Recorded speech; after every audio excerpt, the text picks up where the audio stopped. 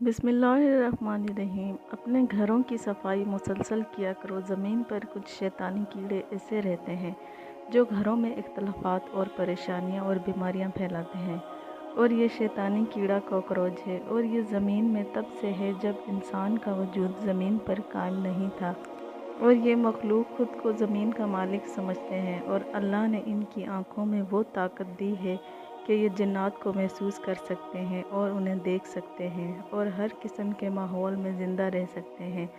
मगर अफसोस, ये शैतान को अपना दोस्त समझते हैं और इंसान को अपना दुश्मन, क्योंकि इंसान को अशरफुल मखलूक़ात का लक़ब मिलने के बाद ये खलकत ये समझती है कि इसके हक़दार तो हम हैं। इस ज़मीन पे ज़माना कदीम से हम रह रहे हैं। तभी जब भी ये जिस घर में आते हैं तो ये उस घर वालों के लिए बद्दुआ करते हैं। वो ये समझते हैं कि ये हमारी ज़मीन पे काबिज़ हो गए हैं, और यूं घर में इख्तलाफात, झगड़े और परेशानियां बढ़ती हैं। और ये खलकत है जो कपड़ों पर लगी हुई मैल तक खा जाता है, और अगर इसका सर तन से जुदा भी हो जाए तो भी ये कुछ दिनों तक ज़िंदा रह सकता है।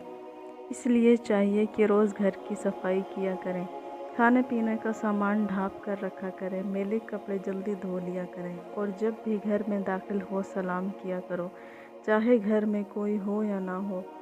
तुम्हारे सलाम करने से वो नेहज़ मखलूक़ात जो घर में इख्तलाफात पैदा कर रही हैं वो अल्लाह के करम से घर से भाग जाते हैं। अगर आपको हमारी ये वीडियो अच्छी लगी हो तो लाइक और सब्सक्राइब करें।